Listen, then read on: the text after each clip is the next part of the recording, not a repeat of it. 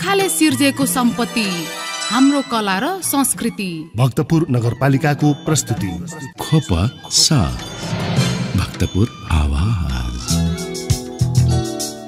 पुर्खाले सिर्जेको सम्पत्ति हाम्रो कला र संस्कृति। जोजलपाङ नमस्कार। भक्तपुर नगरपालिकाद्वारा सञ्चालित रेडियो प्रस्तुति खोपल्स भक्तपुर आवाजमा यहाँलाई हार्दिक अभिवादन। कार्यक्रम खोपल्स तपाईले साताको 3 विभिन्न दिन सुन्न सक्नुहुन्छ, जस अन्तर्गत हरेक सोमबार बिहान 7:30 बजेदेखि 8 बजेसम्म भक्तपुर नगरको शिक्षा, स्वास्थ्य र पर्यटन सम्बन्धी विषयवस्तु सुन्न सक्नुहुन्छ भने हरेक बुधबार बिहान 7:30 बजेदेखि 8:30 बजेसम्म खोपल्सको बुलेटिन विशेष प्रस्तुति सुन्न सक्नुहुन्छ र हरेक शुक्रबार साँझ 6:30 बजेदेखि 7 बजेसम्म भक्तपुर नगरको कला, संस्कृति र सम्पदा विशेष प्रस्तुतिसँग जोडिन सक्नुहुन्छ मात्र भक्तपुर FM 105.4 मेगाहर्जको रेडियो तरङ्ग मार्फत। साथै देश विदेशका विभिन्न स्थानमा रहनुहुने तपाईँ श्रोताले हामीलाई www.bhaktapurfm.com.np लगइन गरेर वा युट्युब च्यानल खोपल्स मार्फत पनि सुनेर साथ दिन सक्नुहुन्छ। र सधैँझै खोपल्सको बुधबार विशेष श्रृङ्खलाका साथमा म प्रस्तुता सन्ध्या ह्युङ्गोजु लगायत खोपल्स परिवार उपस्थित भइसकेका छौँ। आजको श्रृङ्खलामा भूकम्प र यसको जोखिम, भूकम्पको प्राविधिक पक्ष, नेपालमा भूकम्पले पुर्याएको क्षति र जोखिम नियन्त्रणका उपायहरूका सम्बन्धमा Khwopa engineering college research and development युनिटका वरिष्ठ उपप्राध्यापक तथा संयोजक डाक्टर सुबेग बिजुक्छेसँग अन्तरङ्ग कुराकानी गर्नेछौँ। त्यसैगरी नेपालमा भूकम्पको इतिहास, यसले पुर्याएको क्षति, भूकम्प सुरक्षा दिवसको औचित्य, सरकारको प्रयास सम्बन्धी एक रिपोर्ट सुन्नेछौँ। साथै भूकम्पबाट हुने क्षतिबाट बच्न के कस्ता उपायहरू अवलम्बन गर्नुपर्छ र सरकारको जिम्मेवारी के कस्तो हुनुपर्छ भन्ने विषयप्रति सर्वसाधारण जनताको प्रतिक्रिया आजको जनताको आवाजमा समेट्नेछौँ। साथमा साताभरिका भक्तपुर नगरपालिकाका विविध गतिविधिहरू छँदैछन्। भुइँचालो वा भूकम्प भूवर्गीय गडबडीबाट पैदा हुने पृथ्वीको कम्पन हो। यो कम्पनलाई रेक्टर स्केलमा नापिने गरिन्छ। 8 रेक्टर स्केल भन्दा धेरै परिणामका भूकम्पलाई अत्यन्तै विनाशकारी भूकम्प मानिन्छ भने 6 रेक्टर स्केल भन्दा साना 4 रेक्टर स्केलसम्मका भूकम्पलाई साना भूकम्पका रूपमा लिइने गरिन्छ। जमिनबाट 80 देखि 100 किलोमिटर तलसम्मको पृथ्वीको माथिल्लो भाग धेरै टुक्रामा विभाजित छन्। प्राविधिकहरू यी टुक्रालाई टेक्टोनिक प्लेट भन्दछन्। टेक्टोनिक प्लेटहरूको सिमाना पर्ने क्षेत्रहरूमा भुइँचालो जाने गर्दछ। हाम्रो देश नेपाल पनि इन्डियन प्लेटको माथि रहेको छ। त्यसैले यहाँ नियमित जसो कहीँ न कहीँ थाहै नपाइने साना र ठुला मध्ये कुनै न कुनै प्रकारका भूकम्पहरू गइरहन्छन्। काठमाडौँदेखि पूर्वको क्षेत्रमा गएका ठुला भूकम्पमा विक्रम सम्वत 1990 सालमा 8.5 रेक्टर स्केलको महाभूकम्प, विक्रम सम्वत 2045 सालको उदयपुर केन्द्रबिन्दु रहेको 6.9 रेक्टर स्केलको भूकम्प र 2072 सालमा गएको 7.6 रेक्टर स्केलको भुइँचालो उत्तिकै विनाशकारी साबित भए र हालसम्म सबैभन्दा विनाशकारी भूकम्पका रूपमा 1990 सालको माघ 2 गतेको महाभूकम्पलाई लिइन्छ। उक्त भूकम्पमा धेरै जनधनको क्षति भएको थियो। त्यसैले नेपालमा प्रत्येक वर्ष माघ 2 गते राष्ट्रिय भूकम्प सुरक्षा दिवस मनाइने गरिन्छ। भूकम्पीय इतिहास अनुसार नेपालमा हरेक 75 देखि 100 वर्षमा एक महाभूकम्प र हरेक 50 वर्षमा मध्यम खालको भूकम्प जाने गरेको पाइन्छ। नेपाल भूकम्पीय जोखिममा पर्नका मुख्य कारणहरूमध्ये नेपालको भौगर्भिक अवस्था र मानव निर्मित भौतिक संरचना मुख्य जिम्मेवार छन्। भूकम्प लगायतका विपदले प्राय गरेर ठूलो मात्रामा जनधनको क्षति पुर्याउँदछ। यद्यपि विपदको समयमा भएको क्षति, कठिनाई र भोगाइले मुलुकलाई पुनर्निर्माण र नवनिर्माणको अवसर पनि प्रदान गर्दछ। 2072 सालको विनाशकारी भूकम्पपछि नेपाल हाल पुनर्निर्माणको अवस्थामा छ। यसै सेरोफेरोमा रहेर विविध कुराकानी गर्न आज हामी माझ हुनुहुन्छ Khwopa engineering college research and developmental युनिटका वरिष्ठ उपप्राध्यापक तथा संयोजक डाक्टर सुबेग बिजुक्छे। साथमा हुनुहुन्छ सहकर्मी रविन्द्र कुसी। श्रोताबिन, भक्तपुर नगरपालिकाको रेडियो कार्यक्रम खोपस भक्तपुर आवाजको आजको बसाइमा विक्रम सम्वत 1990 माघ 2 गते गएको महाभूकम्पको सम्झनामा हरेक वर्ष माघ 2 गते मनाइने राष्ट्रिय भूकम्प सुरक्षा दिवसको सन्दर्भमा भूकम्पीय जोखिम न्यूनीकरण सम्बन्धमा विविध चर्चा गर्दैछौँ। विशेषतः काठमाडौँ उपत्यका लगायत नेपालका धेरै ठाउँहरू अहिले पनि भूकम्पीय जोखिमको हिसाबले अत्यन्त जोखिममा परेको छ भन्ने कुरा हामीले बुझिरहेका छौँ र विश्वका अरू धेरै क्षेत्रहरूमा पनि समयसम्म भूकम्प गइराख्दाखेरि गएका विभिन्न किसिमका जोखिम या क्षतिले धनजनको क्षतिले पनि हामीले भूकम्पलाई नजरअन्दाज गर्न मिल्दैन भन्ने कुरामा दुईमत छैन र त्यसैले अब पछिल्लो समयमा आम जनताले भूकम्प सम्बन्धी जान्नुपर्ने कुराहरू र भूकम्प भइसके पछाडि या हुनुभन्दा अगाडिका जोखिम न्यूनीकरणका उपायहरू के हुन सक्छन् भन्ने विषयमा आजको यो बसाइमा हामी कुराकानी गर्दैछौँ र यसका लागि हामीसँग हुनुहुन्छ पिएचडी डाक्टर सुबेक मान बिजुक्छ। भूकम्प विज्ञानमा उहाँले पिएचडी गर्नुभएको छ। उहाँ अहिले हाल खोप इन्जिनियरिङ कलेजमा रिसर्च एन्ड डेभलपमेन्ट युनिटमा संयोजकको रूपमा वरिष्ठ उपप्राध्यापकको रूपमा कार्यरत हुनुहुन्छ। आउनुहोस् उहाँसँगको अन्तर्संवाद सुरु गरौँ। यहाँलाई कार्यक्रममा स्वागत छ। हजुर, धन्यवाद। विशेष त यो बसाइमा हामीले भूकम्पलाई विशेष जोखिम न्यूनीकरणको विषयमा कुराकानी गर्दैछौँ र सबभन्दा पहिला आम जनताले अब भूकम्प त हामीले देखिरहेका नै भयौँ या महसुस गरिरहेको कुरा भयो। भूकम्प सामान्यतया भुइँहल्लिने भन्ने कुरा भयो। अब अलिकति टेक्निकल कुरा, प्राविधिक रूपमा भूकम्प के हो र कसरी आउँछ भन्ने कुरा सुरुमा त्यहाँबाट सुरु गरौँ। हुन्छ। हजुर, अब भूकम्प भन्दाखेरि अघि तपाईँले भन्नुभयो जस्तो खासमा यो पृथ्वीको जुन बाहिरी तह छ त्यसको केही भाग केही समयका लागि हल्लिने नै हो एक हिसाबले, अनि त्यही तरङ्ग हामीले महसुस गर्ने हो। अब यो किन आउँछ भनेर हेर्दाखेरि यो एउटा प्राकृतिक चक्र नै हो। पृथ्वीको उत्थान हुँदाखेरि र अहिले जति समयसम्म पृथ्वी बाँकी रहन्छ त्यति बेलासम्म यो भइ नै रहन्छ। अब यसले भन्दाखेरि एउटा कुरा के बुझ्नुपर्छ भन्दाखेरि यो हाम्रो 2072 को भुइँचालोको बेला पनि खुब प्रचलित भएको, धेरैले थाहा पाएको एउटा टेक्टोनिक प्लेट भन्ने एउटा शब्द छ। त्यो कस्तो भन्दाखेरि हाम्रो पृथ्वीको जुन माथिल्लो तह छ, अङ्ग्रेजीमा यसलाई क्रस्ट भनिन्छ। जस्तै यदि पृथ्वीलाई हामीले हेर्ने हो भने हाम्रो यो आधा उमालेको अन्डा जस्तो हुन्छ। भित्रको तह एकदम भित्री तह अलिकति लेदो लेदो किसिमको, त्यसमाथि अलिकति कडा, अनि बाहिरको जुन बोक्रा छ त्यो चाहिँ अलि कडा किसिमको हुन्छ। त्यो बाहिरकोलाई हामी क्रस्ट भन्छौँ, तर जस्तो भनौँ न त्यसलाई भन्छ। र त्यसको माथिल्लो जुन तह छ तीहरू चाहिँ टुक्रा टुक्रा भएर बसेका छन्, साना ठुला धेरैवटा भागहरूमा। त्यसलाई चाहिँ टेक्टोनिक प्लेट भन्छ। अनि जुन पृथ्वीभित्र भएको जुन ताप छ, एकदम छोटकरीमा भन्दाखेरि त्यो तापको कारणले गर्दाखेरि यो बाहिरका जुन प्लेटहरू छ ती एक आपसमा ठोक्किने, एक आपसमा छुट्टिने, एक आपसमा पस्ने खालका यी यावत प्रक्रियाहरू चलिरहन्छन्। यसलाई चाहिँ प्लेट टेक्टोनिक्स भनिन्छ। एकदम यो कुरा चाहिँ हाम्रो यो भूकम्पको बेला पनि अलिक प्रचलितमै थियो होइन। अनि हामी कहाँ चाहिँ के छ भन्दाखेरि यो प्लेटहरू एकअर्कामा ठोकिँदाखेरि त्यसबाट तरङ्गहरू उत्पन्न हुन्छ, एकअर्कामा धस्सिने हुन्छ। त्यो तरङ्गले गर्दाखेरि चाहिँ भुइँचालो आउने हो खासमा। अब हाम्रो क्षेत्रमा के हुन्छ भन्दाखेरि हाम्रो हिमालय क्षेत्रमा युरेसियन प्लेट भन्छ। हाम्रो तिब्बत र माथि एसियाका केही पार्टको एउटा प्लेट ठुलो छ, अनि एउटा तल दक्षिणतिरबाट सर्दै गएको एउटा इन्डियन प्लेट छ। त्यो दुईटाको बिचको ठक्कर यो चाहिँ झन्डै 4 देखि 6 करोड वर्ष अगाडि ठोकिएको भनेर भनिन्छ होइन। यसको वैज्ञानिक आधारहरू खोज्दाखेरि चाहिँ अनि त्यति बेला त्यो निरन्तर यता तल भनेको दक्षिणतिरबाट भारतीय इन्डियन प्लेटले थिचिरहेको छ, अनि युरेसियन प्लेटले त्यसलाई ठेकिरहेको छ। अनि यो निरन्तर हुन्छ, त्यो शक्ति सञ्चय गरेर बस्छ केही समय। त्यसपछि जब उसले शक्ति उताबाट आइरहेको शक्ति भन्दा आफूले थाम्न सक्दैन, त्यसपछि त्यो भाँचिन्छ। अनि केही भाग भाँचिँदाखेरि त्यसले तरङ्ग उत्पन्न गर्छ। उदाहरणका लागि यदि हामीले कुनै लट्ठीलाई यसरी दुईटा हातमा लिएर बङ्गाउने हो भने केही समयसम्म लट्ठी बाङ्गिन्छ, अनि हामीले दिएको शक्ति त्यो लट्ठीको भन्दा बढी भयो भने भाँचिन्छ लट्ठी, अनि हाम्रो हातमा तरङ्ग आउँछ। त्यसरी नै पृथ्वीभित्रका चट्टानहरू फुट्ने क्रमले गर्दाखेरि नै भुइँचालो आउने हो। एकदम साधारण रूपमा बुझ्दाखेरि चाहिँ यही नै हो भुइँचालो आउने तरिका। अब भुइँचालो आउने तरिका या कसरी आउँछ भन्ने कुरा यसमा भयो। अब तपाईँले भन्नुहोस् हामी युरेसियन प्लेट र इन्डियन प्लेटको थक्करको कुरा विशेष गरी हिमाली श्रृङ्खला नेपाल एसियन मुलुकहरू यो क्षेत्रमा अलिक बढी परिरहेको होला। अब यसमा बढी जोखिम हुनुको कारण यही नै हो कि अरू देशहरू या विश्वका अरू क्षेत्रहरू पनि छन् त्यहाँ चाहिँ यो किसिमको ठक्कर कम हुने हो?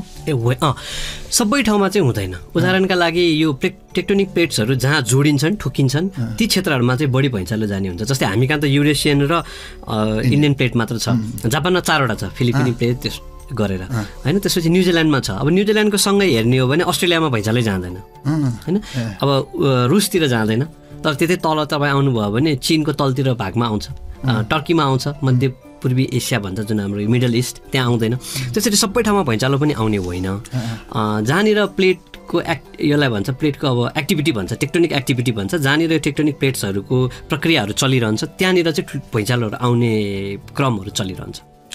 अब भुइँचालो अहिले मात्र आएको होइन भन्ने कुरा पृथ्वीको सुरुवातदेखि नै या जबदेखि पृथ्वी उत्पत्ति भयो त्यो बेलादेखि नै भुइँचालोका तरङ्गका कुराहरू आए होलान्, आएकै छ भन्न मान्नु पर्यो। अब यो बिचमा अब भुइँचालोको आफ्नै किसिमको समस्या होलान्, तर पृथ्वीको संरचना बन्ने क्रममा भुइँचालोले केही फाइदा पनि पुर्याउँछ भन्ने पनि हामीले सुन्न पाउँछौँ, हुन्छ? त्यसरी एकदम राम्रै हिसाबले फाइदा त होइन जस्तै। तर भुइँचालोको एउटा कुरा के बुझ्नुपर्छ हामीले भन्दाखेरि यो हामीभन्दा निकै अगाडिदेखि आइरहेको हो होइन। अब 4 अर्ब वर्ष अगाडि पृथ्वी बनेको मानियो भने त्यति बेलादेखि नै यो चक्रहरू चलिरहेको भएर हामीभन्दा त धेरै ठुलो भयो मानव जातिभन्दा। अब त्यसबाट फाइदा हुने भनेको चाहिँ कहीँ कतै यो दरारहरू परेर जमिनभित्र भएका केही खनिजहरू बाहिर आयो भन्ने हिसाबले फाइदा होला। तर हामीले बनाएको संरचनाहरू भत्किने, हाम्रो जनधनको क्षति हुने हिसाबले त यो पृथ्वीमा आउने भुइँचालोले यो फाइदा भन्दा पनि बेफाइदा नै धेरै गरेको देखिन चाहिँ। अब पछिल्लो क्रममा अब नेपालमा पनि काठमाडौँ उपत्यका अझ भूकम्पीय जोखिम क्षेत्र पनि भनिन्छ, यो कसरी व्याख्या गरिएको? अब नेपालमा हेर्ने हो भने एज अ सबै भनौँ न सबै क्षेत्र हेर्दाखेरि नेपाल सबै नै भुइँचालोको लागि जोखिममा पर्छ, किनभने हाम्रो दक्षिण एसिया लगभग त्यो पर्छ। अनि नेपालको केस अब हेर्दाखेरि अझ काठमाडौँ उपत्यका अनि तराईका क्षेत्रहरू, किनभने एउटा तरङ्ग आउँदाखेरि यदि कडा चट्टान छ भने त्यो तरङ्गले कम हल्लाउँछ, यदि छिलथिलो माटो छ भने बढी हल्लाउँछ होइन। अब हामीले काठमाडौँलाई हेर्ने हो भने चाहिँ पहिला ताल थियो भन्छ, लगभग 11,000 वर्ष अगाडि मात्र ताल सुकेको भन्ने देखिन्छ। त्यसपछि मानव बस्ती बस्न आएको भयो काठमाडौँमा भनेपछि अझ पनि हामी थिलथिलो माटो नै छ। र धेरैवटा हाम्रो यो तल खाल्डो खनेर यो बोरहोल भनेर हेर्छ, पाल पारेर निकाल्दाखेरि त दही जस्तै तल पुरै लेदो माटो निक्लेको पनि उदाहरण छ। भन्छ काठमाडौँ अझ पनि पुरै रूपमा त्यो ठिग्रिसकेको छैन भनौँ न, अझ पनि लेदो नै माटो नै छ। अनि यस्तो अवस्थामा भुइँचालो आउँदाखेरि बढी हल्लाउँछ। अनि अर्को फेरि काठमाडौँ चाहिँ कचौरा जस्तो छ, त्यसो भन्दाखेरि त्यो तरङ्गहरू त्यहीँ हल्लिरहन्छन् होइन। अझै तपाईँले सानो बेलामा मलाई भक्तपुरको हामी त्यो घन्टा बजाइसकेपछि टाउको भित्र राखेर हेर्दाखेरि धेरै समयसम्म आवाज सुनिन्छ नि, लगभग त्यही हुन्छ, किनभने तरङ्ग नै हो त्यो। अनि यो ध्वनिको तरङ्ग नै हो, साउन्ड वेभ नै हो भुइँचालो भनेको पनि, खालि हामीले सुन्दैनौँ मात्र। र त्यही भएर बढी समयसम्म हल्लिराख्ने कारणले गर्दाखेरि चाहिँ काठमाडौँ उपत्यका जोखिमपूर्ण मानिन्छ। तर काठमाडौँ उपत्यकामा पनि चट्टान भएको क्षेत्र पनि छ, जस्तै हामी कीर्तिपुर भन्छौँ। कीर्तिपुर चाहिँ पुरै चट्टानमाथि, एउटा ढुङ्गा होइन कि चट्टान भन्छ, जुन पृथ्वीको तलदेखि नै आउने त्यो चट्टानमा बसेकाहरूमा बस्तीहरूमा क्षति कम हुने कारण चाहिँ तरङ्गले त्यति धेरै हल्लाउँदैन। अब कीर्तिपुर नगरपालिकाकै कुरा गर्ने हो भने 72 सालमा कीर्तिपुरको जुन पुरानो बजार छ त्यो चट्टानमाथि छ, त्यहाँ क्षति कम भयो, निकै कम भयो। अनि त्यहाँबाट 1 किलोमिटर मात्रै टाढा पाङ्गामा जाँदाखेरि धेरै क्षति भयो, त्यो देखि नै रहेछ। त्यही भएर जमिन अनुसार फरक हुने हो। समग्रमा हेर्दाखेरि चाहिँ काठमाडौँ उपत्यका लगायत नेपालका तराईका क्षेत्रहरूका जुन ठुला सहरहरू बन्ने क्रममा छन् तिनीहरूमा पनि भूकम्पको क्षति हुन सक्ने सम्भावना छ। र अर्को नेपालमा समस्या भनेको चाहिँ हाम्रो त भिरालो जग्गा छ, अनि भिरालो जग्गामा भुइँचालो आयो भने त्यसले सँगसँगै अरू क्षतिहरू गर्छ, जस्तै पहिरो आउनेदेखि लिएर कतै यो पहिरोले खोला थुनिदिने, अनि खोला त्यसपछि त्यसलाई फुटाएर आउने बाढीले गर्दा क्षति हुने, यसरी यसलाई हामी भुइँचालोले गर्दा आउने अरू प्राकृतिक प्रकोप त्यसले गर्दा अझ बढी बढ्छ। त्यो हिसाबले हामी अझ बढी जोखिममा छौँ भन्ने चाहिँ हो। अनि अब फेरि हामीका नेपालमा हाम्रो हिमालय क्षेत्रमा कुरा गर्दाखेरि हरेक 100 वर्ष जतिमा ठुला अनगिन्ती आउँछन्। साना भुइँचालो त अनगिन्ती नै आइरहेछन्, अहिले पनि आइरहेछ, हामीले महसुस नगरेका मात्र हौँ होइन, यो यन्त्रले महसुस गरिरहेको हुन्छ। तर ठुला भुइँचालो पनि लगभग 180 देखि 100 वर्षको दौरानमा चाहिँ ठुल्ठुला भुइँचालो आउने चाहिँ हामीले पहिला त्यो पनि देखेको हो। अब मैले अलिकति यसमा जोड्न खोजेँ, जस्तै भूकम्पको कुरा गर्दाखेरि यो भूकम्प अहिलेको भूकम्प होइन, धेरै पहिलादेखिको हामी मानव जातिभन्दा अगाडिदेखि आएको भूकम्प। तर समय जति जति आधुनिकतातिर गयौँ, जति जति हामी पछाडि जाँदै गयौँ, त्यति त्यति भूकम्पको विषय अलिक बढी बृहत बन्दै गयो या जटिल बन्दै गयो भनौँ न। कता कता हामी मानव जाति नै कहिलेकाहीँ यो भूकम्पले अब एकदमै धेरै धनजन क्षति गर्छ, लोप हुने पो हुन्छ कि भन्ने पनि अवस्था सायद अब अरू देशमा, नेपालमा बढी हामीले 72 सालकै भूकम्पबाट धेरै क्षति बेहोऱ्यौँ र त्यसले उठ्नै नसक्ने गरी या केही वर्ष अझै पनि पुनर्निर्माणको कार्यहरू अझै धेरै बाँकी छ, या अझै हामी 10-15 वर्ष पछाडि पर्यौँ कि भन्ने पनि आभास भयो। भनेको यो हिजो पनि आएको थियो, आज पनि आउँछ, अझ भोलि पनि आउन सक्छ भन्ने कुरामा त दुई मात्रै छैन। त्यसरी यहाँ हामी कतातिर चुक्यौँ, यो क्षति किन यति झन्झन बढिरहेछ? हजुर, अब एउटा यो भूकम्प विज्ञानमा एउटा के भनिन्छ भन्दाखेरि भूकम्पले मान्छे मार्दैन, हामीले बनाएको संरचनाले मार्छ भन्छ। पहिला एक त जनसङ्ख्याको पनि चाप कम थियो, अनि त्यसपछि हामीसँग खुला क्षेत्रहरू धेरै थिए। त्यसपछि भैँचालो आउने बित्तिकै मान्छेहरू खुला क्षेत्रमा जाने, अनि हामीले अहिले देख्दाखेरि के देख्छौँ भन्दाखेरि भत्केका कुराहरू त फेरि मान्छेले बनाइहाल्छन् होइन। अनि हामीसँग सायद लिखित इतिहासमा पनि मरे कति बेला त हाम्रो 1255 कहिले त हाम्रो राजा पनि मरेकै हो भैँचालोमा पुरेर, मान्छे नमरेका त होइन। हामीले चाहिँ अहिले एक पुस्तामा एकचोटि देखिन्छ, फेरि 100 वर्ष लगभग अब कममा पनि आउन सक्छ, तर अहिले हेर्दाखेरि 80 देखि 100 वर्षमा एकचोटि आउँदाखेरि चाहिँ हामीले लगभग त्यो बिर्सेको जस्तै अहिले नै कुरा गर्ने हो भने हामीले लगभग बिर्सिसकेका छौँ। 72 सालमा के भयो भनेर धेरैले यस्तै हो भन्ने कुरा भइसकेको छ। अनि अर्को एउटा पुस्ता आउँदाखेरि त्यो नभोग्ने भएको कारणले गर्दा पनि बढी क्षति गएको जस्तो महसुस गरेका हौँ। अर्को भनेको जनसङ्ख्या वृद्धिसँगै बढ्ने त हो, किनभने जति धेरै जनसङ्ख्या हुन्छ जति धेरै हामी खुला क्षेत्रहरू कम हुँदै जान्छ त्यति धेरै उद्धार गर्न गाह्रो हुँदै जानेदेखि लिएर त्यसले गर्दाखेरि बढी क्षति हुन्छ। जस्तै 2010मा हाइटीमा भूकम्प आउँदाखेरि भूकम्पले भन्दा पनि घरबार बिन भयो, मान्छे बाहिर बसे, अनि हैजाले धेरै मान्छे मऱ्यो। भूकम्पले गर्दा मरेको भन्ने कि अब भूकम्पले निम्त्याएको हैजाले गर्दा मरेको भन्ने, तर धेरै मान्छे मरे। हामी कहाँ त्यो भइदिएन, त्यो राम्रो कुरो भन्छु म त। किनभने यदि हाम्रै भैँचालो पनि राति भइदिएको भए अथवा स्कुल कलेजहरू चलिरहेको बेला भइदिएको भए धेरै क्षति हुन सक्थ्यो। त्यो हिसाबले पनि हुन्छ। अनि हाम्रा संरचनाहरू बलिया हुनुपर्ने एउटा ठुलो कारण चाहिँ त्यो हो। अब कसैले पनि अर्थक्वेक प्रुफ भन्छ, त्यस्तो बनाउन सक्दैन, किनभने भैँचालो कहाँ जान्छ पनि थाहा हुँदैन। हामी बसेकै ठाउँमा पनि जान सक्छ, अहिले पनि जान सक्छ, अर्को 100 वर्षमा नजान पनि सक्छ। त्यही भएकोले हामीले बनाउने संरचनाहरूले चाहिँ कतिसम्मका भैँचालोहरू थाम्न सक्छ, कतिसम्मका धक्का थाम्न सक्छ भन्ने यो शोध भएर हाम्रो भवन संहिता भन्छ नि, त्यो भवन संहिता भन्छ, त्यो बनाएको छ है। त्यसलाई अब बिल्डिङ कोड भन्छ। त्यसलाई पालना गर्यो भने चाहिँ अर्को पालि हामी भैँचालोको लागि तयार हुन सक्छौँ भन्ने एउटा कुरो पनि न्यूनीकरण गर्न सकिन्छ। अब हामी अलिकति पैसा बचाउने हिसाबले 2टा डन्डी झिक्दिउँ भन्ने होइन, अथवा माटो जोडाएको घर बनाउँदाखेरि यो वाल भनौँ न पर्खाल अलिकति सानो बनाइदिने भित्रको, त्यस्तो गर्दाखेरि भोलि भूकम्प आउँदाखेरि जोखिम त बढ्छ नै। अलिकति मैले थोरै यसमा अझ थोरै जिज्ञासा, विशेष गरी जस्तै भूकम्पको केन्द्रको कुरा गर्नु, जहाँ पनि आउन सक्छ, जुनै बेला जसरी पनि आउन सक्छ भन्ने, यो केन्द्र चाहिँ कसरी उत्पन्न हुँदो रहेछ? टेक्निकली तपाईँले प्लेटको कुरा गर्दाखेरि सेन्टर चाहिँ भूकम्पको केन्द्र चाहिँ कसरी निर्धारण हुँदो रहेछ? यो इन्डियन प्लेट र युरेसियन प्लेट ठोकिँदाखेरि त्यो जमिनमा दरारहरू पर्छन्, त्यसलाई कसैले भ्रंश भन्छ, दरार अङ्ग्रेजीमा फल्ट भन्छ। अनि त्यसैमा नै ढुङ्गाहरू भाँचिने, चट्टानहरू भाँचिने हो होइन, सबै एकैचोटि भाँचिँदैन, कहीँ भाँचिन्छ कहीँ भाँचिँदैन। त्यसरी भाँचिँदाखेरि जहाँबाट एनर्जी निस्किन्छ, त्यो शक्ति जुन सञ्चय भइरहेको त्यो निश्चित भन्छ हामी, एनर्जी त्यहाँबाट निक्लिन्छ। त्यो निक्लिँदाखेरि चाहिँ तरङ्ग निक्लिन्छ, त्यहाँ चाहिँ भैँचालो आउन सक्छ। अब त्यो लगभग कस्तो छ भन्दाखेरि हाम्रो पहाडी क्षेत्रहरूमा पूर्वदेखि पश्चिमसम्मै छ, त्यो कहीँ पनि आउन सक्छ। अहिले पनि भैँचालोको हामीले यसलाई केन्द्रबिन्दु भन्छ, त्यो हेर्ने हो भने लगभग हामी काठमाडौँ भएको ठाउँभन्दा अलिकति उत्तरतिर पूर्वदेखि पश्चिमसम्म सबै छ। अनि तर दक्षिणतिर क्षति किन गर्छ भन्दाखेरि ती चट्टानहरू फुटेर निस्किने चाहिँ दक्षिणतिर बढी निस्किन सक्छन्। जस्तै अहिले पनि हिजो अस्ति पनि एउटा पत्रिकामा आएर चाहिँ सबै अस्तिको शक्ति निश्चित भएको छैन, अझ पनि ठुलो भैँचालो जान सक्छ भने। निश्चित भनेको चाहिँ त्यो जुन सर्छ नि भैँचालोले गर्दाखेरि चट्टान, त्यो सरेको चाहिँ तराईतिर देखिनु पर्छ कि, हाम्रो पावर भन्छ, सूर्य र तराईको त्यो छुट्टिने ठाउँमा त्यहाँनिर चाहिँ जमिनमाथि चढेको देखिनुपर्छ। त्यो देखेन भनेको अर्थ शक्ति सबै निक्लेको छैन भन्छ। अब त्यो नेपालमा पूर्वदेखि पश्चिमसम्म जहाँ पनि हुनसक्छ त्यो।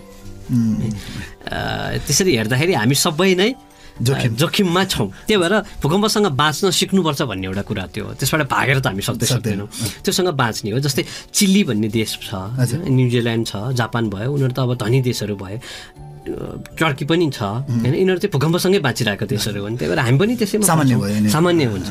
अब सामान्य रूपमा त्यस्तो सामान्य त होइन, उनीहरूको भैँचालो चाहिँ धेरै गइरहन्छ। उसको बारे शोध अनुसन्धान पनि उनीहरूको धेरै भइरहेछ। भूकम्पबाट क्षति कमसे कम क्षति गर्ने खालको भवनहरू अथवा हाम्रो संरचनाहरू बनाउनेमा उनीहरूले धेरै जोड दिइरहेका छन्। अनि अब भैँचालोको एउटा मैले यसमा जोडेँ, फेरि भैँचालो कहिले जान्छ कत्रो जान्छ भन्न सकिँदैन। जति अहिलेसम्म धेरै शोध भएका छन् होइन, अध्ययन भएका छन्, यो एउटा चाहिँ भन्न सकिँदैन। त्यही भएर हामी पढ्दै गर्दाखेरि पनि कति मान्छेले त्यति नै भन्न नसक्ने के पढायो त तिमीहरूले, संसारको कुरा सबै आए तर भैँचालोको त्यो अनुमान गर्न सकिँदैन। तर हामी के एउटा चाहिँ के भन्न सक्छौँ भने जस्तै नेपालमा पश्चिम भने चाहिँ हाम्रो पोखरातिरबाट पनि अलिकति पश्चिम, हाम्रो मध्यपश्चिम, पश्चिमाञ्चल, मध्यपश्चिम, सुदूरपश्चिममा भन्दा नि मध्यपश्चिमतिर लगभग 300 वर्षदेखि ठुलो भैँचालो गएको छैन। मध्यपश्चिम सुदूरपश्चिमतिर। त्यो क्षेत्रमा चाहिँ अहिले जति पनि शक्ति सञ्चय भएर बसेको छ त्यो सबै शक्ति एकैचोटि निश्चित भएर त्यहाँ चाहिँ ठुलो भुइँचालो जान सक्ने सम्भावना छ भन्ने चाहिँ अहिले अब त्यो भूकम्प नगएको समयलाई चाहिँ सेस्मिक ग्याप भन्छ नेपालीमा, भूकम्पकीय शून्यता भनौँ न, अहिलेसम्म नगएको त्यहाँ चाहिँ भूकम्प जान सक्छ भन्ने एउटा सोच छ भनौँ न, अध्ययनले त्यो देखाउँछ। अब त्यो कहिले जान्छ त्यो पनि थाहा छैन, त्यहाँ नजानु पनि सक्छ फेरि, तर बढी सम्भावना चाहिँ देखियो किनकि हिजोसम्म धेरै ग्याप धेरै भयो भन्ने हिसाबले। र अनि अर्को एउटा अलिकति यसमा अर्को कुरा चाहिँ के बुझ्नुपर्छ भन्दाखेरि यो भूकम्पले दरार हुन्छ नि जुन ढुङ्गा यो चट्टान च्यातिएर जाने त्यो कतातिर सर्छ भन्नेमा पनि ठुलो भूमिका रहन्छ। उदाहरणका लागि अस्ति गोर्खाबाट भुइँचालो आउँदाखेरि त्यो सरेर पूर्वतिर आयो, त्यही भएर गएर सिन्धुपाल्चोकसम्म दोलखासम्म धेरै क्षति भयो। त्यहाँबाट 80 किलोमिटरको दूरीमा रहेको काठमाडौँमा कति धेरै क्षति भयो, गोर्खाबाटै पश्चिम 80 किलोमिटरमा रहेको पोखरामा क्षति भएन। कथम कदाचित त्यो धाँजा उतातिर पश्चिमतिर गइदिएको भए पोखरा बढी क्षति हुन्थ्यो, काठमाडौँमा क्षति कम हुन्थ्यो। अब हाम्रो पश्चिमतिर आएको भुइँचालो पनि पूर्वतिर नआइकन पश्चिमतिर गयो भने भारतको यो देहरादुनहरू यिनीहरू उत्तराखण्डतिर क्षति गर्ला, पूर्व आयो भने काठमाडौँतिर बढी क्षति गर्ला भन्ने हुन्छ। जस्तै हामीले यदि त्यो तन्ना हुन्छ नि, तन्नालाई एकदम जोडले तन्कायौँ अनि बिचमा एउटाले पाल पारिदियो भने त्यो कतातिर च्यातिन्छ थाहा हुँदैन, लगभग त्यस्तै हिसाबले बुझ्नुपर्ने हुन्छ। त्यही भएर अझ पनि त्यो पनि हामीलाई थाहा छैन कता च्यातिन्छ भनेर। श्रोताबिन, भक्तपुर नगरपालिकाको रेडियो कार्यक्रम खोपस भक्तपुर आवाजको आजको यो विशेष बसाइमा हरेक वर्ष माघ 2 गते मनाइने राष्ट्रिय भूकम्प सुरक्षा दिवसको सन्दर्भमा भूकम्पीय जोखिम न्यूनीकरणका सम्बन्धमा विविध चर्चा गर्दैछौँ। र यो चर्चाको लागि हामीसँग हुनुहुन्छ सुबेकमान बिजुक्छ, वरिष्ठ उपप्राध्यापक तथा संयोजक रिसर्च एन्ड डेभलपमेन्ट युनिट खोप इन्जिनियरिङ कलेजका। उहाँले भूकम्प विज्ञानमा PhD गर्नुभएको छ र अब उहाँले मैले तपाईँसँगै कुराकानी जोडेँ। तपाईँले PhD पनि जापानबाटै गर्नुभयो, होकाइडो युनिभर्सिटीबाट। अब जापान अघि पनि कुराकानी भयो, जापान पनि एउटा भूकम्पीय हिसाबले सामान्य मतलब धेरै पटक आइराख्ने धक्का महसुस गरिराख्ने देशको रूपमा पनि चिन्छ, धेरै क्षेत्रहरू भूकम्पीय जोखिम पनि छ। अब त्यहाँको अलिकति कम्पेरिजन गरौँ, तुलनात्मक रूपमा उनीहरूले कसरी भूकम्पसँग सँगसँगै जिउन सिकिरहेछन् र हामीले अब हाम्रो ठाउँबाट कतिको त्यसलाई सँगसँगै लान सकिने अवस्था छ। यसको लागि चाहिँ एउटा यो जापानिजहरूले पनि गरिरहेछ, त्यसमाथि इन्डोनेसिया जस्तो हामी जस्तै नै देश हो, हामीभन्दा केही अलि बढी सम्पन्न होला तर लगभग हामी जस्तै देश हो, उनीहरूका पनि भुइँचालोले धेरै क्षति गर्छ। त्यहाँ चाहिँ उनीहरूले यो भवन संहिता भन्छ, बिल्डिङ कोड, प्रत्येक ठुला भुइँचालो पछि पहिला भएकोमा संशोधन गरिन्छ। अनि हामीले के हुन्छ भने सम्भावित ठुलो भूकम्पको धक्का थेग्ने गरी भवन बनाउने भन्ने हुन्छ र त्यसलाई चाहिँ अक्षरशः पालना गर्नुपर्ने निकै ठुलो आवश्यकता छ एउटा। दोस्रो भनेको पालना गरेको छ कि छैन अनुगमन गर्नुपर्ने हो। हामी कहाँ दुवै राम्रो छैन, जस्तै पालनामा पनि छैन, चाहिँदैन, यो किन चाहियो र भन्ने हुन्छ। अब भुइँचालो त्यत्रो आउन सक्छ भन्ने अध्ययनले देखाएको हुन्छ। मानौँ काठमाडौँमा अथवा नेपालमा पोखरामै भनौँ यत्रो ठुलो भुइँचालो आउन सक्छ, त्यही भएर यत्रो भुइँचालोको धक्का थेग्ने गरी तिमीले यसरी घर बनाऊ भनेर लेखेको हुन्छ।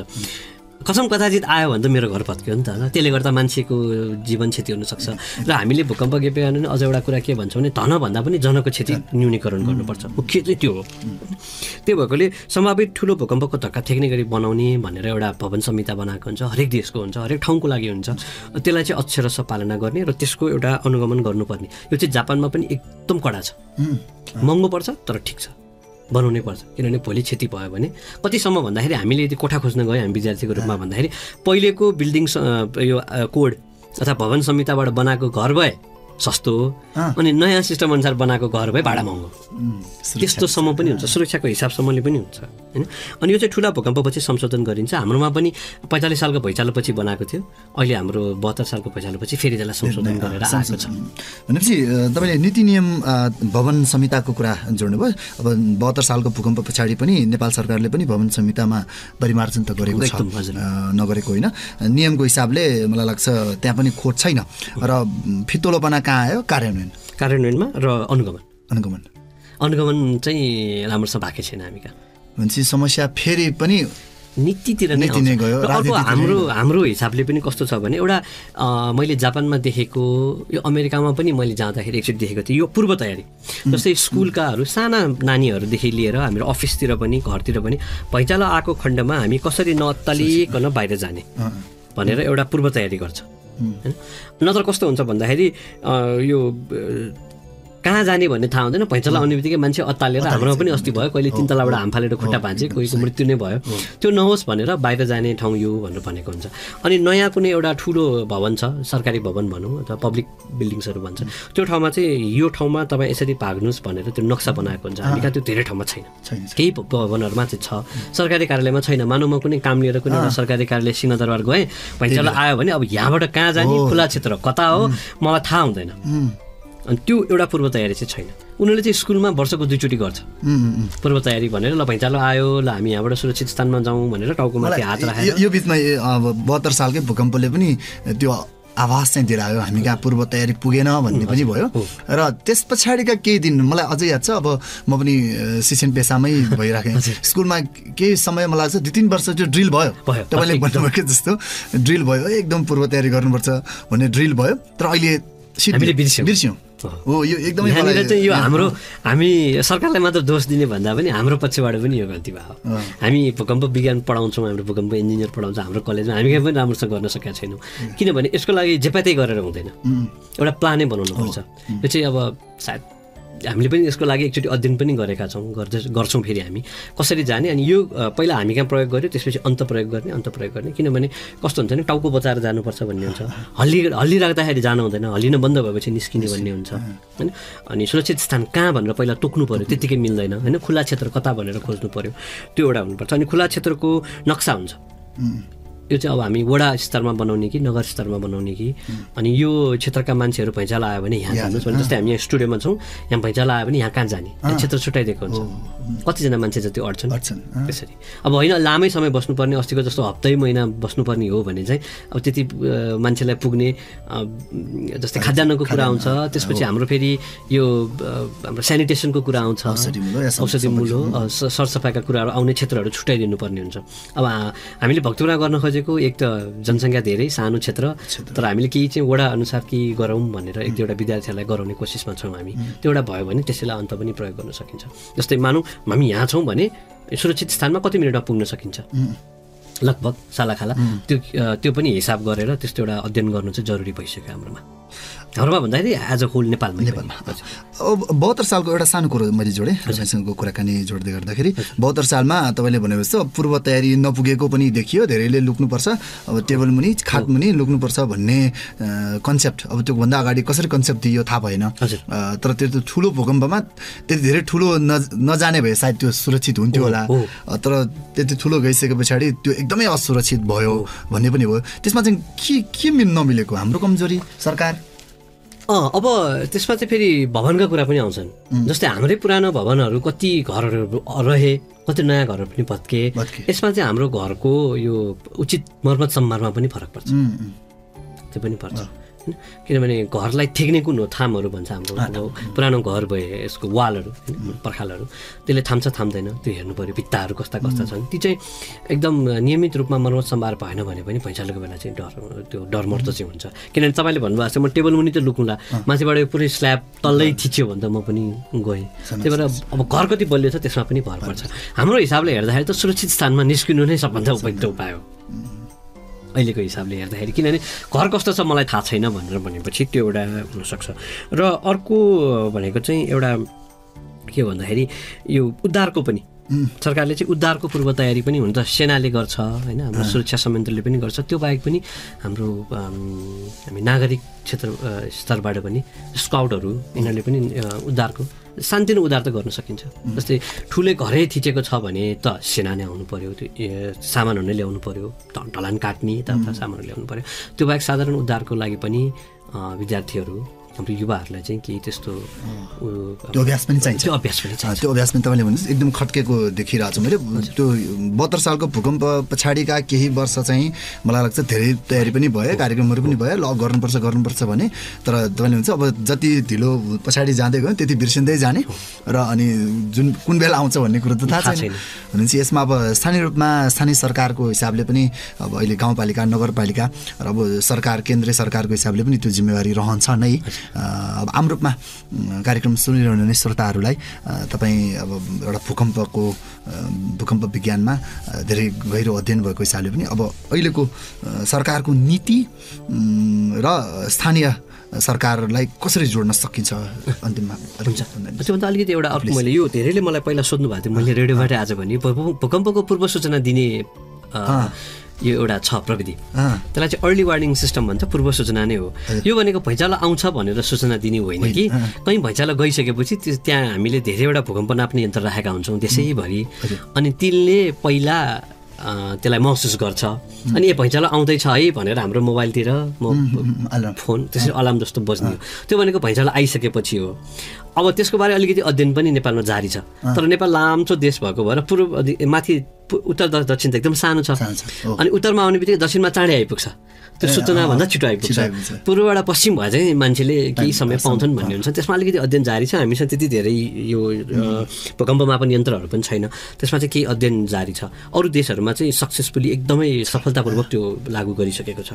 जापानले पनि गर्छ, इन्डोनेसियाले, ताइवानले गरिरहेछ, चीनले पनि सुरु गर्दैछ, त्यो चाहिँ भइरहेछ। अब हामी कहाँ पनि त्यो अध्ययन चाहिँ गर्ने प्रोसेसमा छ, त्यसको लागि त केन्द्र सरकारले लाग्नुपर्छ, किनभने यन्त्रहरू धेरैवटा चाहिन्छ। हामीसँग 30-35वटा होला मुस्किलले, त्यतिले पुग्दैन, 100-150-200वटा चाहिन्छ कम्तीमा पनि। त्यसको बारे चाहिँ अध्ययन हुँदैछ, त्यो एउटा भयो। र तपाईँले भन्नुभएको अन्तिममा के हो भन्दाखेरि यो जिम्मेवारीको कुरा गर्दाखेरि चाहिँ आफ्नो संरचनाको नियमित सम्भारहरू चाहिँ हामीले पनि हेर्नुपर्ने हुन्छ। र अर्को भनेको चाहिँ हाम्रो घरहरू निर्माण गर्दाखेरि संहिताको पालनादेखि लिएर विज्ञहरूसँगको सल्लाह चाहिँ एकदमै महत्त्वपूर्ण छ। कसरी बनाउने भन्ने कुरा त जसले त्यसको बारे अध्ययन गर्नुभएको छ उनीहरूलाई पनि थाहा हुन्छ होइन।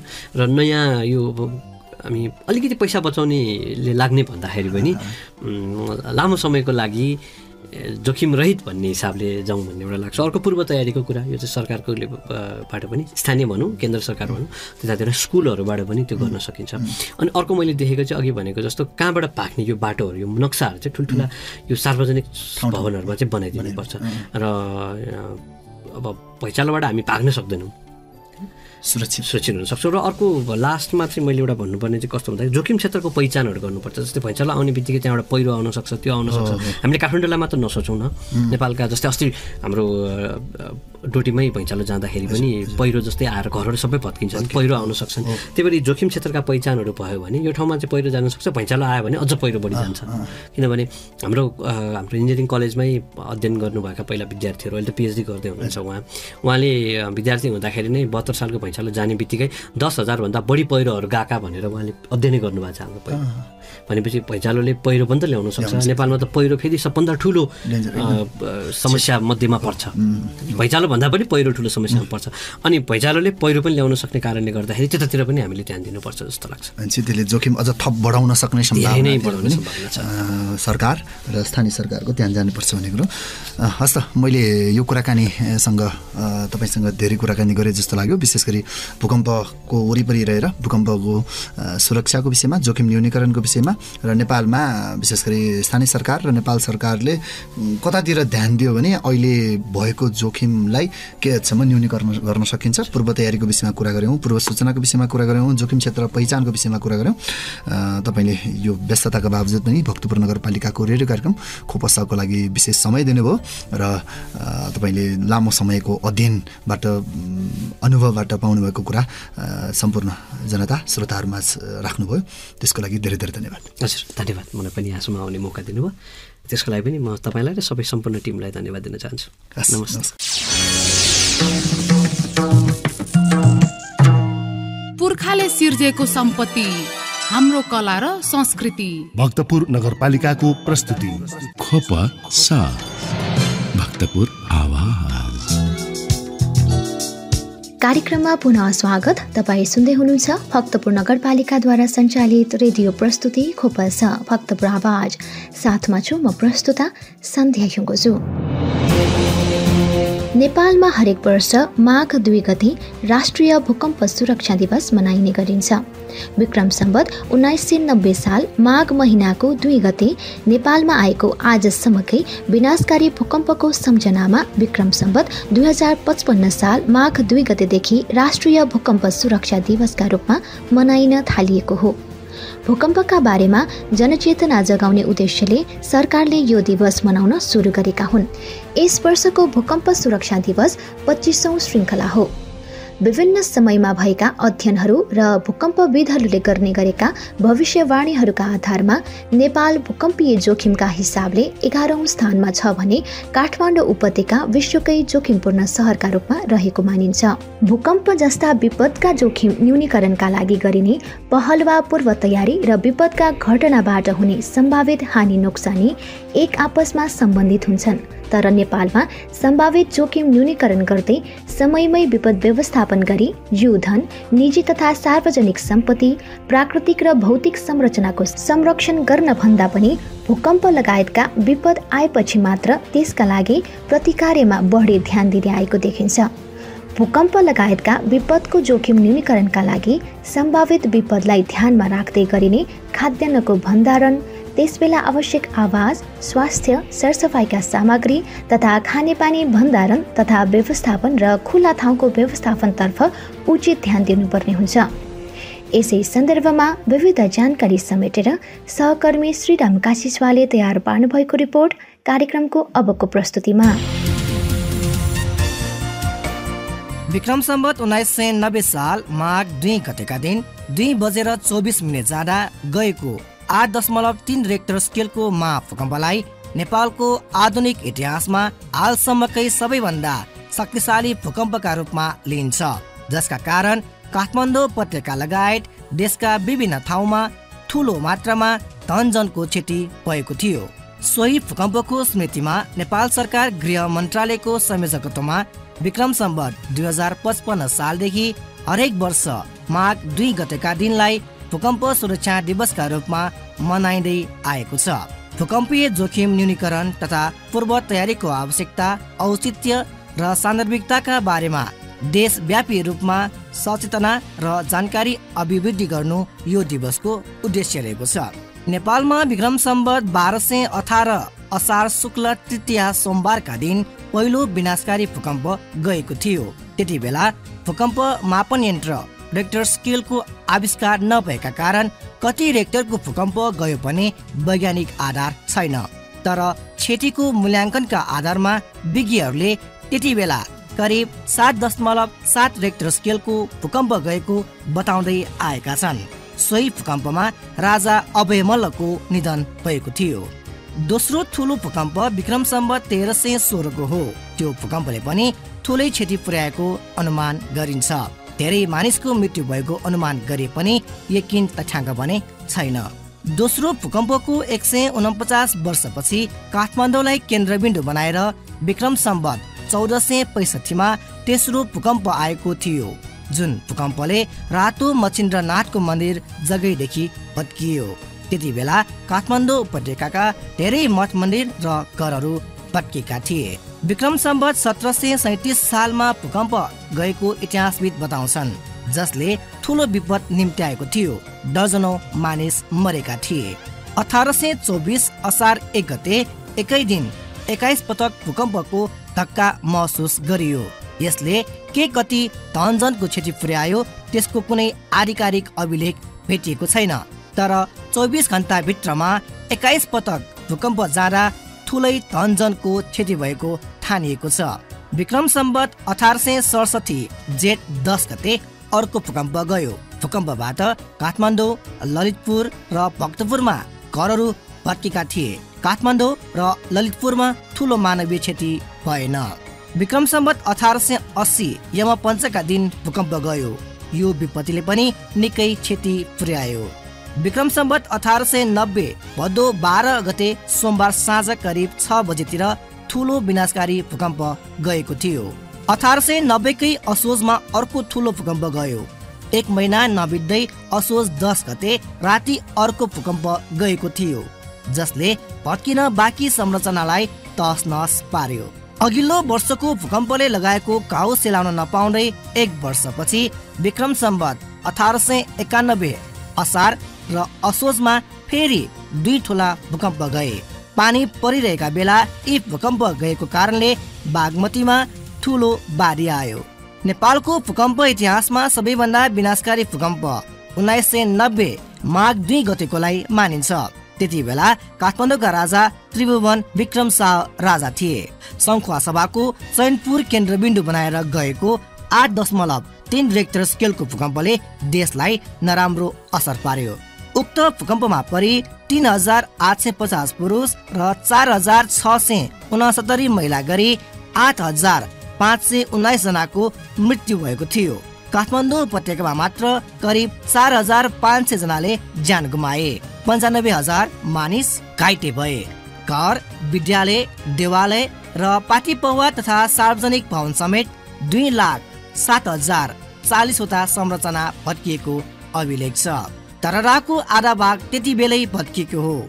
घण्टाघर पनि क्षतिग्रस्त भएको थियो। भूकम्पले मुलुकका 95% स्थानमा खानेपानी आपूर्ति बन्द भएको थियो। झन्डै 50% पुल भत्किए। 7 लाख बढी मानिस घरबारविहीन भए। 2037 सालमा सुदूरपश्चिमको बझाङ जिल्लालाई केन्द्रबिन्दु बनाएर 6.4 रेक्टर स्केलको भूकम्प गएको थियो। उक्त भूकम्पले बझाङ सहित सुदूरपश्चिमका बैतडी, बाजुरा र दार्चुला जिल्ला बढी प्रभावित भएका थिए। त्यसबेला करिब 2500 घर ध्वस्त भए। 125 जनाले ज्यान गुमाए। 248 जना घाइते भए। 11,604 ध्वस्त भएका थिए। 2045 साल भदौ 5 गते बिहान 4:45 बजे ठुलो भूकम्प गएको थियो। उदयपुरको मुर्कुचीलाई केन्द्रबिन्दु बनाएर गएको 6.7 रेक्टर स्केलको भूकम्पमा 750 जनाले ज्यान गुमाए। 2068 साल असोज 1 गते भारतको सिक्किम केन्द्रबिन्दु भएर गएको 6.9 रेक्टर स्केलको भूकम्प गएको थियो, जसमा 5 जनाको मृत्यु भएको थियो। 27 जना भन्दा बढी घाइते भएका थिए। 2072 साल वैशाख 12 गते शनिबार 12:56 गोर्खा जिल्लाको उत्तरी क्षेत्रलाई केन्द्रबिन्दु बनाएर 7.8 रेक्टर स्केलको महाभूकम्प गयो। लगत्तै वैशाख 29 गते अर्को भूकम्प गयो। भूकम्पमा परि 8,556 जनाको मृत्यु भएको थियो भने 22,309 जना घाइते भए। गोर्खाको बारपाकलाई केन्द्रबिन्दु बनाएर गएको यो भूकम्पमा परि 2,673 सरकारी भवनहरूमा पूर्ण क्षति, 3,757 वटा सरकारी भवनमा आंशिक क्षति भएको थियो। यसै गरी 6,02,257 वटा सर्वसाधारणका घर पूर्ण क्षति र 2,85,079 घरमा आंशिक क्षति भएको थियो। यो भूकम्पमा परि धरहरा, बसन्तपुर, बुङमतीमा रहेको रातो मच्छिन्द्रनाथको मन्दिर ध्वस्त भएका थिए। भूकम्प कुन बेला, कुन समय तथा कुन स्थानमा जान्छ भनेर अग्रिम रूपमा बताउन सक्ने प्रविधिको विकास अहिलेसम्म भएको छैन। यद्यपि भूकम्पविदहरूले यसको सामान्य रूपमा भविष्यवाणी मात्र गर्न सक्छन्। यसर्थ विभिन्न समयमा भएका अध्ययनहरू र भूकम्पविदहरूले गर्ने गरेका भविष्यवाणीहरूका आधारमा नेपाल भूकम्पीय जोखिमका हिसाबले 11औं जोखिमपूर्ण स्थानमा छ भने काठमाडौँ उपत्यका त विश्वकै जोखिमपूर्ण सहरका रूपमा रहेको मानिन्छ। नेपालको भूकम्पीय इतिहास हेर्दा प्रत्येक 75 देखि 100 वर्षमा एक महाभूकम्प र प्रत्येक 50 वर्षमा मध्यम खालको भूकम्प गएको देखिन्छ। नेपाल भूकम्पीय जोखिममा पर्नुका मुख्य कारणहरू मध्ये नेपालको भौगोलिक अवस्था र मानव निर्मित भौतिक संरचना मुख्य जिम्मेवार रहेका छन्। 2072 को भूकम्प पछिका अध्ययनहरूले नेपालको पश्चिमी क्षेत्रमा केन्द्रबिन्दु बनाएर कुनै पनि बेला महाविनाश गर्न सक्ने भूकम्प हुन सक्ने देखाएका छन्। पश्चिमोत्तर भारत र पश्चिम नेपालमा बितेका 500 वर्षमा कुनै ठुलो भूकम्प नगएकाले ऊर्जा सञ्चित भएर बसेको वैज्ञानिकहरूले अनुमान गरेका छन्। भूकम्प एक प्राकृतिक विपद भएकाले यो कति बेला आएर कति मात्रामा धनजनको क्षति गर्छ भन्ने कुरा अग्रिम रूपमा आकलन गर्न सकिँदैन। त्यसरी नै भूकम्प गए लगत्तै त्यसले गरेको क्षतिलाई तत्काल कम गर्न पनि सकिँदैन।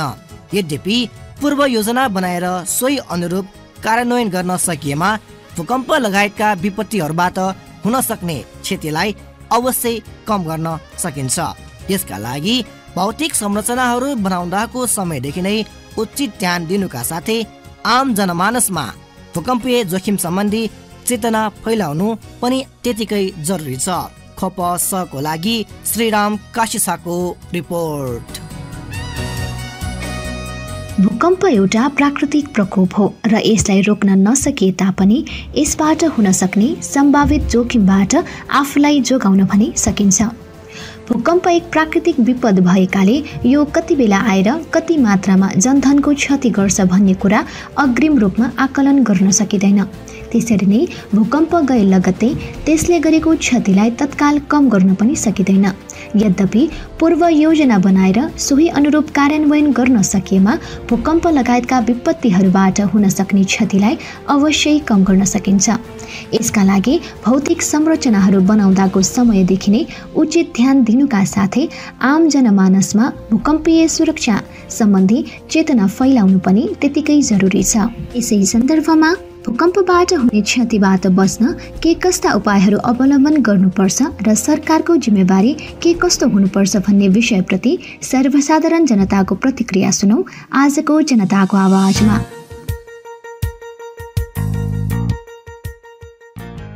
म प्रकाश तजले श्री पञ्चकन्या माध्यमिक विद्यालय सुडाल चाङ्गुनारायण नगरपालिकाका सहायक प्रह र म भक्तपुर नगरपालिका 7 नम्बर वडा गोलमरीमा बस्छु। हुन त भूकम्प आफैले मानिस मार्ने वा घाइते बनाउने होइन, बरु मानिसले बनाएका संरचना भत्किएर र भूकम्पको कारणले मानिसहरू आत्तिएर क्षति थपिने गर्दछ। तसर्थ अग्रिम सावधानी अपनाएर भूकम्पको क्षति न्यून गर्न सकिन्छ। यसले हुने क्षतिबाट बच्न विभिन्न उपायहरू अवलम्बन गर्न सक्छौँ। जस्तै 1 नम्बरमा घर बनाउँदा भूकम्प प्रतिरोधी बनाउनुपर्छ। 2 नम्बरमा भूकम्प गइसकेपछि आत्तिएर जथाभावी दौडने र भाग्ने गर्नु हुँदैन। 3 नम्बरमा टेबल मुनि सुरक्षित रहने प्रयास गर्नुपर्दछ। 4 नम्बरमा भूकम्पको धक्का पूर्ण रूपले थामिएपछि मात्रै बल्ल घर बाहिर निस्कनुपर्छ। 5 नम्बरमा भूकम्प रोकिसकेपछि पनि पुनः भूकम्प जान सक्ने सम्भावनालाई हामीले ख्याल गर्नै पर्छ। त्यसै गरी 6 नम्बरमा भूकम्पको झट्का थाहा पाउने बित्तिकै यदि नजिकै आगो बलिरहेको छ भने ती आगोका स्रोतहरू तत्काल बन्द गर्नुपर्छ। त्यसै साथमा कम्तीमा एउटा ढोका खुल्लै हुने बन्दोबस्त मिलाउनुपर्छ ताकि हामीलाई निस्कन सजिलो होस्। त्यसै गरी 8 नम्बरमा घर बाहिर हुँदा टाउकोलाई सुरक्षित राख्नुपर्छ र जोखिमयुक्त वस्तुबाट बच्नुपर्छ।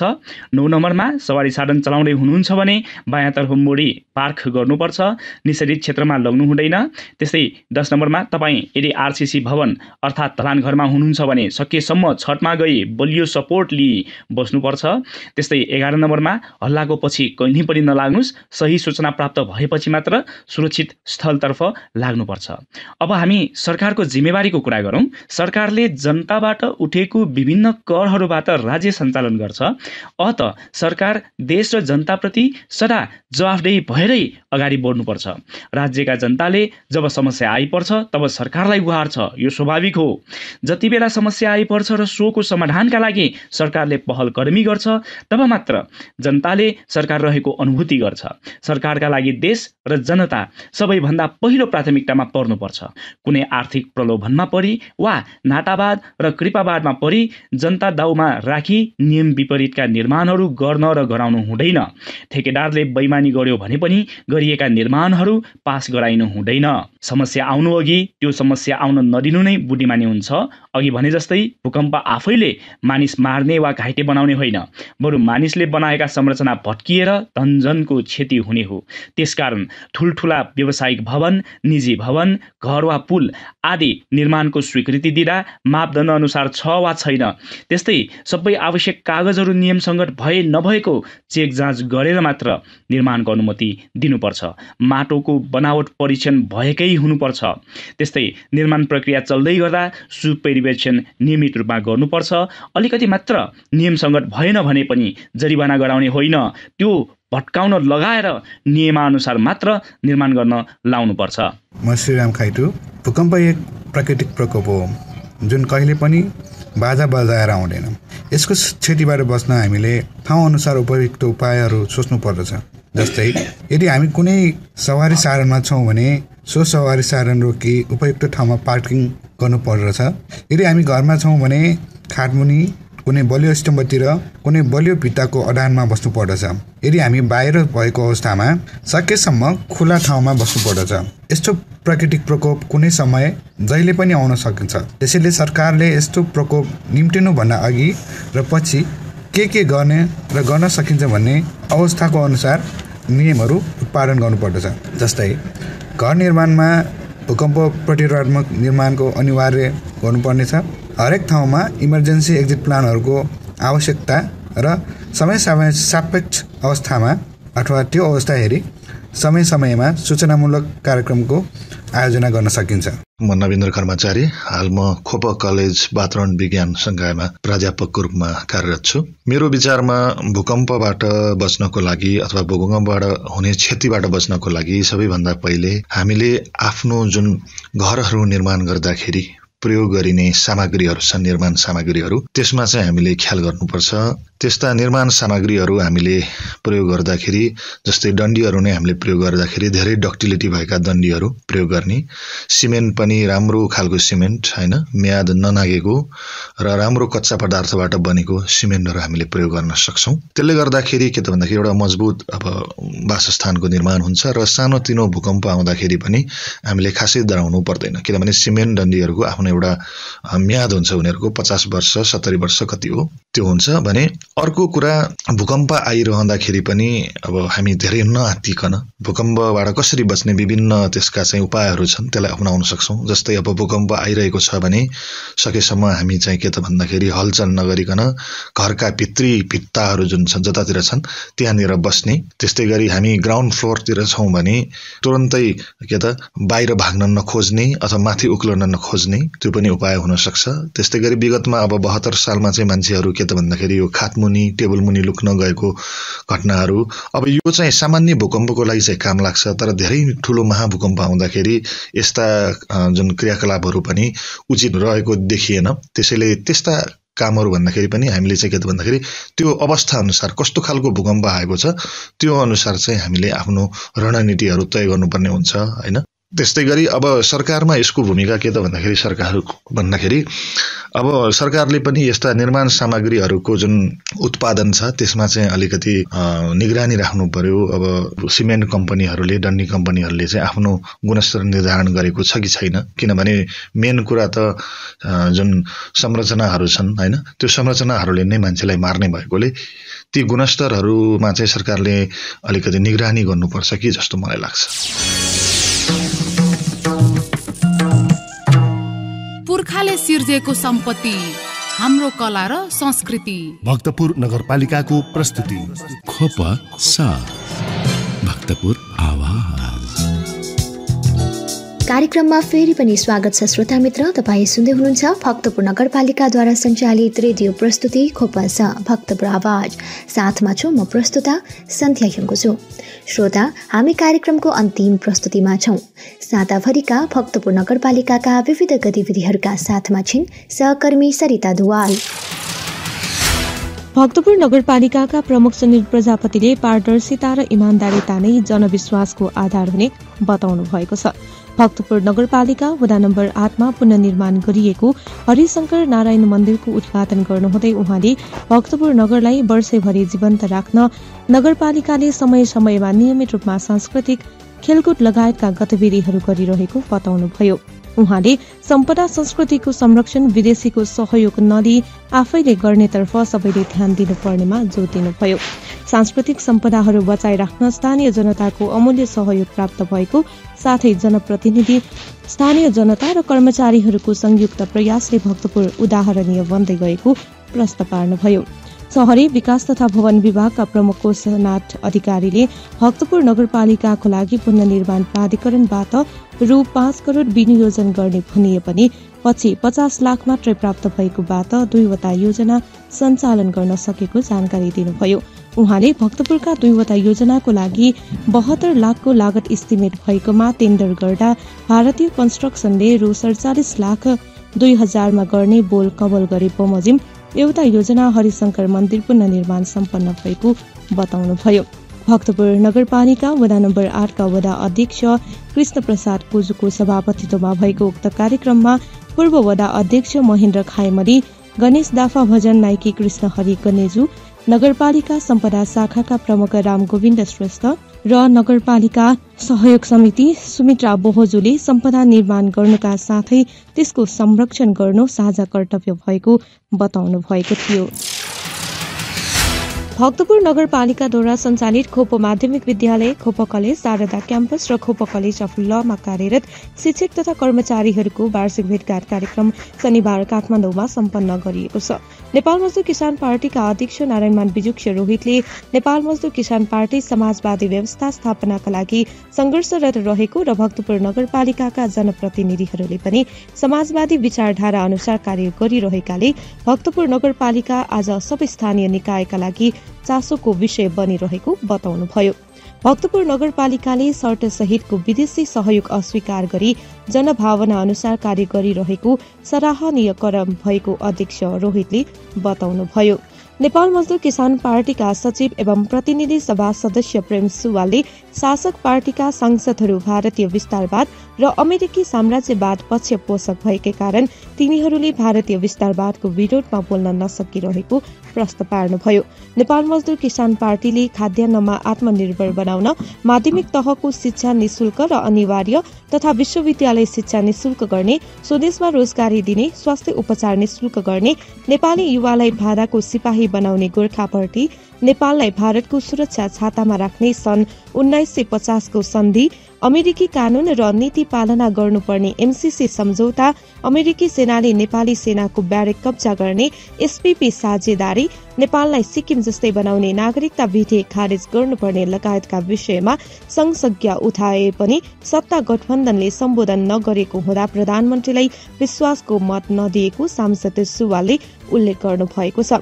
भक्तपुर नगरपालिकाद्वारा सञ्चालित कलेजहरूका सञ्चालक समितिका अध्यक्ष एवं भक्तपुर नगरपालिकाका प्रमुख एवं कार्यक्रमका सभापति सुनिल प्रजापतिले कम शुल्कमा गुणस्तरीय शिक्षा दिने उद्देश्यले भक्तपुर नगरपालिकाले शैक्षिक संस्थानहरू सञ्चालन गरिरहेको बताउनुभयो। त्यसैगरी नेपाल मजदुर किसान पार्टीको निर्वाचन घोषणा पत्र अनुसार भक्तपुर नगरपालिकाले शिक्षा, स्वास्थ्य, सम्पदा संरक्षण, सरसफाईमा विशेष जोड दिई विकास निर्माणमा स्थानीय स्रोत र साधन परिचालन गरी उपभोक्ता समिति मार्फत कार्य गरिरहेको प्रमुख प्रजापतिले कार्यक्रममा बताउनु भएको थियो। त्यसैगरी भक्तपुर नगरपालिकाका उपप्रमुख एवं कलेज सञ्चालक समितिका उपाध्यक्ष रजनी जोशीले निर्वाचन घोषणा पत्रलाई अक्षरश पालना गरी भक्तपुर नगरपालिकाका जनप्रतिनिधिहरूले कार्य गर्दै आइरहेको बताउनुभयो। भक्तपुर नगरपालिकाका प्रमुख सुनिल प्रजापतिले भक्तपुर नगरपालिका वडा नम्बर 7 वाचुटो स्थित महेश्वरी बचत तथा ऋण सहकारी संस्था लिमिटेडको 15औं वार्षिक साधारण सभाको शनिबार पानसमा दीप्रोज्वलन गरी उद्घाटन गर्नुभएको थियो। कार्यक्रममा प्रमुख प्रजापतिले भक्तपुरलाई ज्ञान विज्ञानको केन्द्र, पर्यटकीय गन्तव्य स्थल बनाउने उद्देश्यका साथ नगरपालिका अगाडि बढिरहेको बताउनुहुँदै सहकारीको माध्यमबाट भक्तपुरको पहिचान कायम हुँदै आएको बताउनुभयो। उहाँले विदेशी सहयोगबाट हुने विकास निर्माणमा स्थानीय जनताको अपनत्व नरहने चर्चा गर्नुहुँदै भक्तपुरको विकासबारे देशका विभिन्न नगरपालिकाका जनप्रतिनिधिहरूसँग अनुभव आदान प्रदानको सिलसिला चालू रहेको बताउनुभयो। त्यसैगरी कार्यक्रममा भक्तपुर नगरपालिका 7 का वडा अध्यक्ष उकेश कवाङले सहकारी संस्थाहरूले सामाजिक विकासमा गरिरहेको काम उल्लेखनीय भएको बताउनुहुँदै वडाको विकास निर्माण र सरसफाई लगायतको कार्यमा सहकारी संस्थाहरूले निरन्तर सहयोग गर्दै जानुपर्ने बताउनुभयो। त्यस्तै गरी पूर्व वडा अध्यक्ष कृष्ण गोविन्द खाइजुले जनतालाई ठग्ने सहकारी संस्थाको बिगबिगी बढेसँगै सदस्यहरूमा त्रास पैदा भएको बताउनु हुँदै समुदायमा आधारित सहकारी संस्थाले मात्र सदस्यहरूको हक हितमा काम गर्ने बताउनुभयो। भक्तपुर जिल्ला बचत संघका अध्यक्ष कृष्ण गोविन्द लाखाले साधारण सभाको महत्वबारे प्रश्न पार्नुहुँदै समुदायमा आधारित सहकारी संस्थामा मात्र रकम जम्मा गर्न सदस्यहरूलाई कार्यक्रम मार्फत सचेत पार्नु भएको थियो। खोपसको आजको श्रृङ्खलामा भूकम्प र यसको जोखिम, भूकम्पको प्राविधिक पक्ष, नेपालमा भूकम्पले पुर्याएका क्षति र जोखिम नियन्त्रणका उपायहरूका सम्बन्धमा Khwopa engineering college research and development युनिटका वरिष्ठ उपप्राध्यापक तथा संयोजक डाक्टर सुवेक बिजुक्छसँग अन्तरङ्ग कुराकानी गर्यौं। त्यसैगरी नेपालमा भूकम्पको इतिहास, यसले पुर्याएको क्षति, भूकम्प सुरक्षा दिवसको औचित्य, सरकारको प्रयास सम्बन्धी एक रिपोर्ट सुन्यौं। साथै भूकम्पबाट हुने क्षतिबाट बच्न के कस्ता उपायहरू अवलम्बन गर्नुपर्छ र सरकारको जिम्मेवारी के कस्तो हुनुपर्छ भन्ने विषयप्रति सर्वसाधारण जनताको प्रतिक्रिया आजको जनता श्रोताको आवाजमा समेट्यौं। साथमा साताभरिका भक्तपुर नगरपालिकाका विविध गतिविधिहरू पनि सुनिहाल्यौं। तपाईलाई आजको कार्यक्रम कस्तो लाग्यो? आफ्नो सल्लाह सुझाव र प्रतिक्रिया अवश्य पठाउनुहोला। प्रतिक्रिया पठाउने ठेगाना कार्यक्रम खोपस भक्तपुर आवाज भक्तपुर नगरपालिका। तपाईले आफ्नो प्रतिक्रिया फेसबुक पेज भक्तपुर नगरपालिका वा भक्तपुर म्युनिसिपालिटी मार्फत पनि पठाउन सक्नुहुन्छ। साथै भक्तपुर नगरपालिकासँग सम्बन्धित सम्पूर्ण सूचना वा जानकारी नगरपालिकाको वेबसाइट भक्तपुर.mun.gov.np मा पनि हेर्न सक्नुहुन्छ। र थप जानकारीका लागि नगरपालिकाका प्रकाशनहरू खोपपौ र भक्तपुर मासिक पनि पढ्न सक्नुहुन्छ। कार्यक्रम अवधिभर सुनेर साथ दिनुहुने तपाईँ श्रोतालाई हार्दिक धन्यवाद। कार्यक्रम तयार पार्न सहयोग गर्नुहुने सहकर्मीहरू रविन्द्र कुसी, श्रीराम काशीछुवा र सरिता दुवाललाई विशेष आभार। कार्यक्रमका लागि आवश्यक सल्लाह र सुझाव प्रदान गर्नुहुने रविन्द्र ज्याखो र दिपेन्द्र प्रजापतिलाई हार्दिक धन्यवाद र प्राविधिक सहयोगका लागि राजेश हाडा र रवि हाडालाई विशेष आभार। शुक्रबार साँझ 36 बजेदेखि 7 बजेसम्म खोपसको कला, संस्कृति र सम्पदा विशेष प्रस्तुतिका साथमा उपस्थित हुने नै छौँ। तबसम्मका लागि म प्रस्तोता सन्ध्या ह्युङ्कोजु लगायत खोपस परिवारलाई बिदा दिनुहोस्। तपाईँको समय शुभ बितोस्। नमस्कार।